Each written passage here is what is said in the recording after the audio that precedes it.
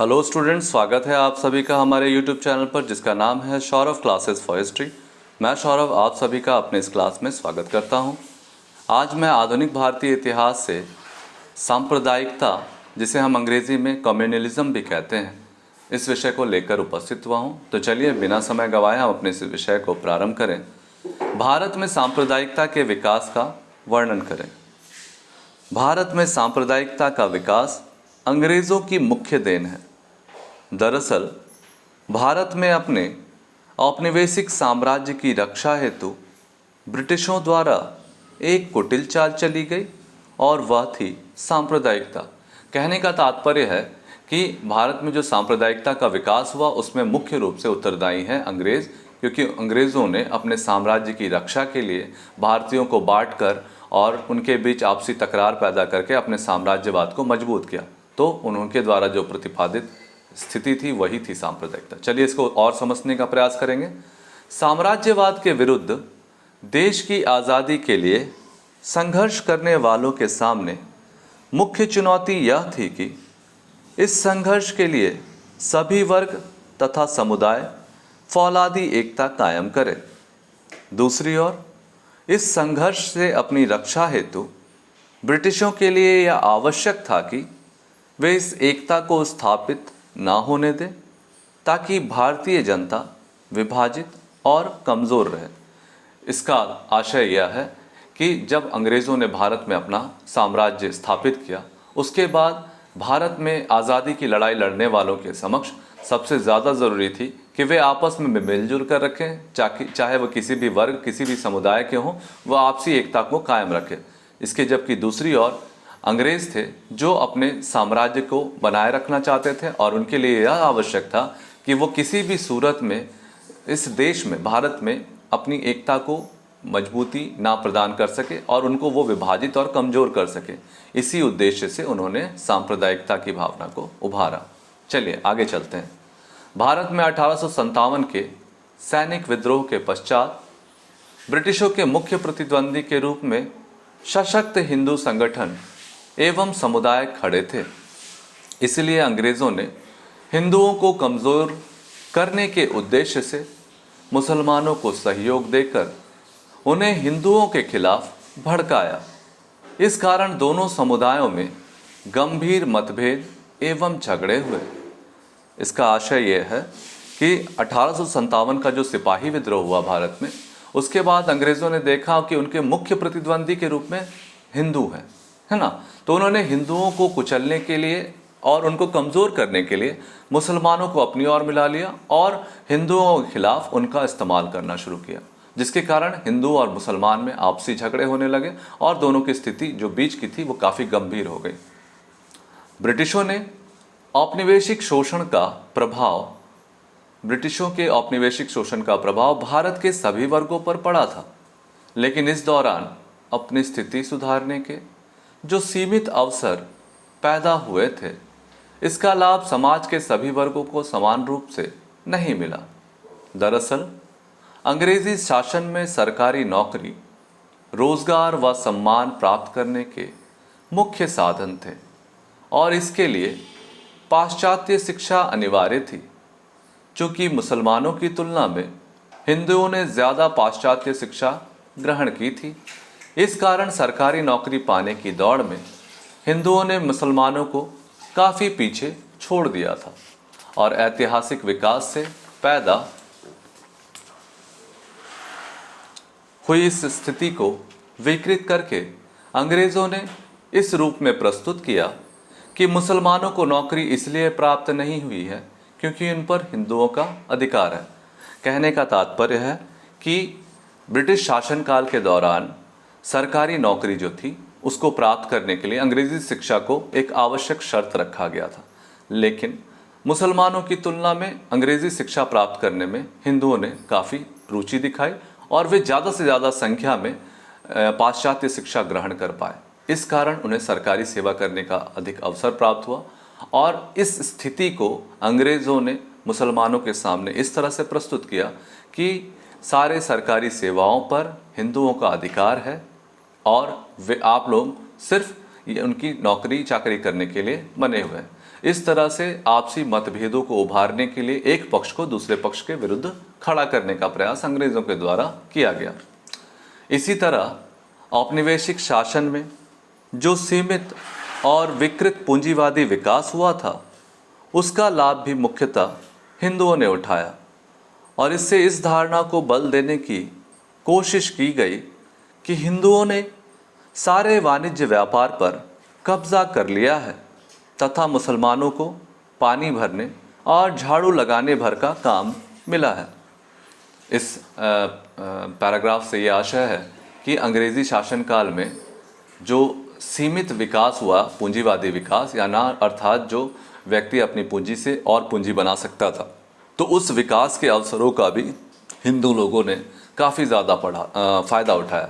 इसका मुख्य कारण था कि हिंदू शिक्षित थे और उनके पास पूंजी भी थी, तो उन्होंने अपनी पूंजी को लगाकर और पूंजी बनाया और इस प्रकार ये धन के मामले में मुसलमानों से थोड़े आगे निकल गए।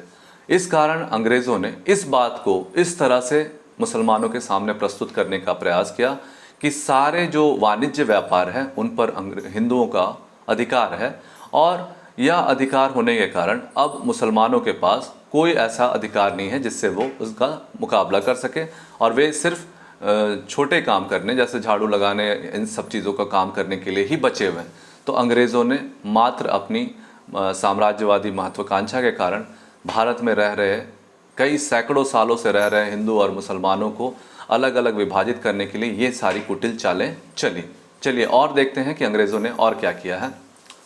यह दौर हिंदू पुनरुत्थानवाद का भी दौर था और इस पुनरुत्थानवाद में ऐसे तत्व मौजूद थे जो कि अलगाववाद और सांप्रदायिकता को मजबूत करते थे। पुनरुत्थानवाद ने हिंदी, हिंदू, हिंदुस्तान के नारे को जन्म दिया, गौ रक्षा हेतु संगठनों को स्थापित किया। विचार और भावना के स्तर पर पुनरुत्थानवाद ने जिस प्राचीन अतीत का महिमागान किया, जिस वैदिक युग की वापसी का स्वप्न देखा, उससे मुसलमानों के लिए अपने से जोड़ना संभव नहीं था। प्राचीन काल के महिमागान के साथ ही मध्यकालीन इतिहास के अवमूल्यन और विकृतीकरण के दौर का भी प्रचार प्रसार किया गया। इससे मुसलमानों की भावनाओं का आहत होना स्वाभाविक था। चलिए, इस पैराग्राफ का आशय यह है कि यह दौर वह दौर था जब हिंदू पुनरुत्थानवाद भी अपनी चरम पे था, अर्थात हिंदू धर्म में जो कुरीतियाँ आ गए थे, अनेक समाज सुधार आंदोलन चलाए जा रहे थे और इसके साथ साथ एक अलगाववाद की स्थिति भी पैदा हो गई थी, क्योंकि उस दौर में हिंदी, हिंदू, हिंदुस्तान जैसे नारे लगाए जा रहे थे और वैसे वैदिक युग के वापस लौटने की कामना की जा रही थी जो पहले हुआ करती थी। लेकिन उस वैदिक युग में मुसलमानों को जोड़ना संभव नहीं था क्योंकि उस दौर में हिंदुओं का अस्तित्व था। तो प्राचीन काल के महिमा मंडन के साथ साथ उन लोगों ने क्या किया कि मध्यकाल में जब तुर्कों का प्रवेश भारत में हुआ तो भारत की जो स्थिति का अवमूल्यन हुआ उसका वर्णन भी उन्होंने किया और इस प्रकार प्राचीन महिमा मंडन और मध्यकालीन अवमूल्यन को प्रचार प्रसार के कारण हिंदू और मुसलमानों में स्वाभाविक था कि उनमें आपसी मतभेद होते और यही आगे भी हुआ। चलिए आगे चलते हैं। सर सैयद अहमद खां ने जो धर्म सुधार आंदोलन चलाया उसमें भी अलगाववाद के बीज निहित थे तथा सांप्रदायिकता को बढ़ाने में उसकी भूमिका विशिष्ट थी। सैयद अहमद का लक्ष्य भारतीय मुसलमानों का उत्थान था। इसके लिए उन्होंने पाश्चात्य शिक्षा एवं ब्रिटिशों के साथ सहयोग की नीति का पालन किया। उनका मानना था कि कांग्रेस एक हिंदू संगठन था और कांग्रेस में जाने का तात्पर्य था कि मुसलमानों पर हिंदू वर्चस्व की स्थापना।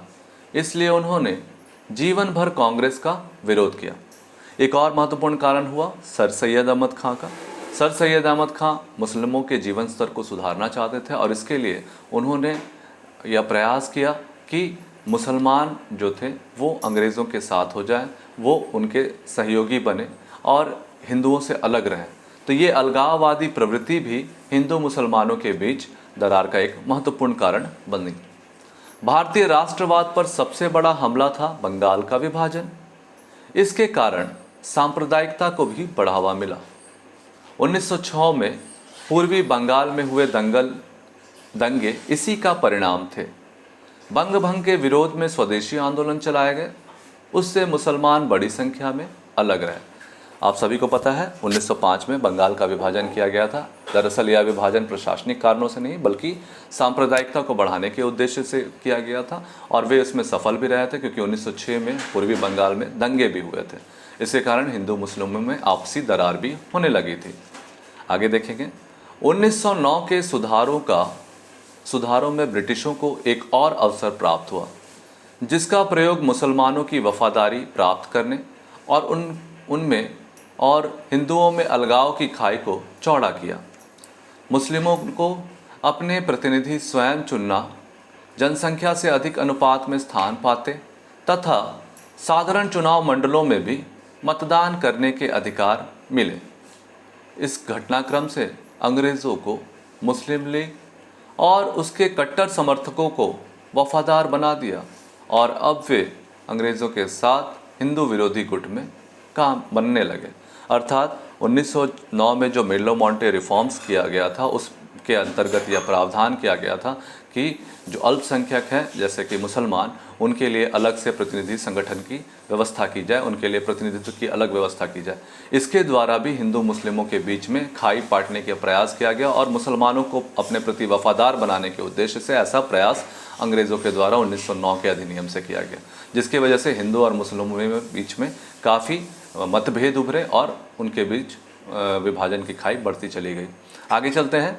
1930 के दशक के मध्य में उग्र सांप्रदायिकता का दौर आरंभ होता है।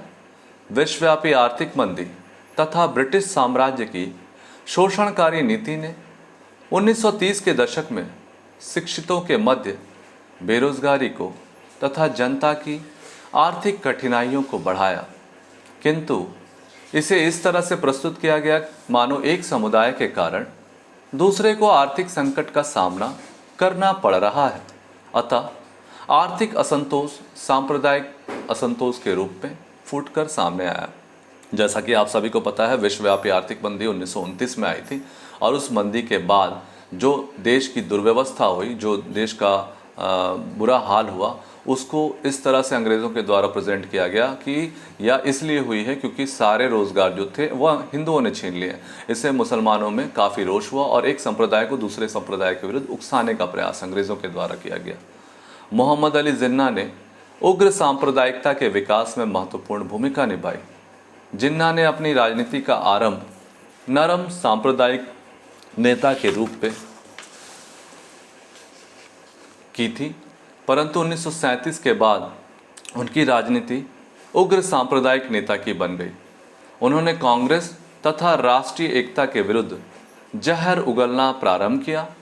उन्होंने मुस्लिमों को भयभीत किया कि स्वतंत्र भारत में भारत के मुसलमान एवं इस्लाम दोनों को खतरा पैदा हो सकता है। जिन्ना ने ही लीग के 1940 के लाहौर अधिवेशन को पाकिस्तान की मांग रखी थी। अर्थात मोहम्मद अली जिन्ना जो हैं, जिन्होंने पाकिस्तान की मांग को और पुरजोर तरीके से उठाया है, उन्होंने क्या किया था कि प्रारंभ में अपनी राजनीति जो थी वो नरम दलीय कांग्रेस के नेता के रूप में की थी, लेकिन एकाएक 1937 के बाद उनकी राजनीतिक स्थिति बदली और वे प्रखरता से हिंदुओं के विरुद्ध जहर उगलने लगते और कांग्रेस को भी अपना विरोधी बताने लगते हैं। और इसके बाद उन्होंने मुस्लिम संप्रदायों के बीच में आह्वान किया कि अगर भारत स्वतंत्र होगा तो हमें उनकी गुलामी करनी पड़ेगी, कांग्रेस की और हिंदुओं की गुलामी करनी पड़ेगी। इसलिए उन्होंने मुसलमानों को एकजुट करके उन्हें हिंदुओं का विरोध करने, कांग्रेस का विरोध करने और ब्रिटिशों के साथ सहयोग करने पर विशेष बल दिया और उन्हीं के द्वारा 1940 में पहली बार लाहौर अधिवेशन में पाकिस्तान की मांग को उठाया गया था। आगे चलते हैं। द्वितीय विश्व युद्ध के पश्चात ब्रिटिशों ने मुसलमानों का हिंदुओं एवं कांग्रेस पर जमकर इस्तेमाल शुरू किया। 1942 के क्रिप्स प्रस्तावों में अप्रत्यक्ष रूप से पाकिस्तान की मांग को मान्यता प्रदान कर दी गई थी। मुसलमानों ने अपनी सारी ताकत सांप्रदायिकता के प्रचार प्रसार में लगा दी। द्वितीय विश्व युद्ध के बाद वैश्विक स्थिति और भी ज़्यादा खतरनाक हो गई थी, क्योंकि ब्रिटिशों को भारत पर नियंत्रण कर पाना काफ़ी मुश्किल हो गया था। और इस अवस्था में उन्होंने 1942 में जो क्रिप्स मिशन प्रस्ताव हुआ आया था, उसमें अप्रत्यक्ष रूप से हम देखते हैं कि पाकिस्तान की मांग को उन्होंने स्वीकार कर दिया था और इस तरह से सांप्रदायिकता को विशेष बल दिया जा रहा था अंग्रेज़ों के द्वारा।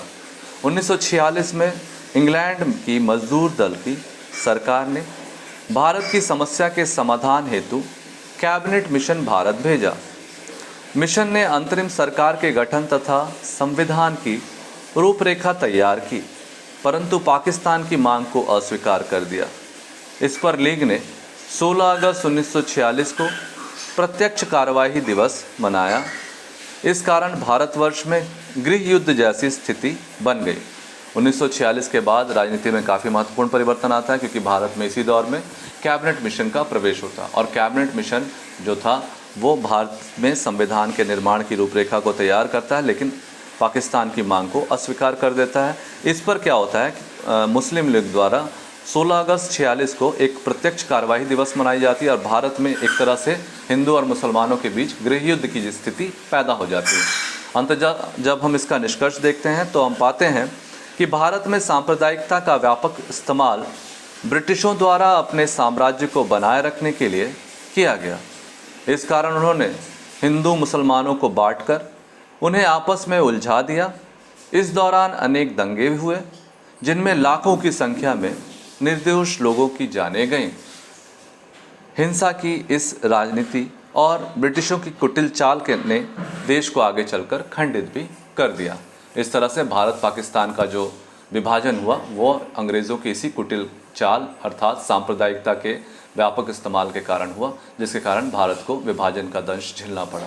इस प्रकार से हमारा यह विषय यहाँ समाप्त होता है। धन्यवाद।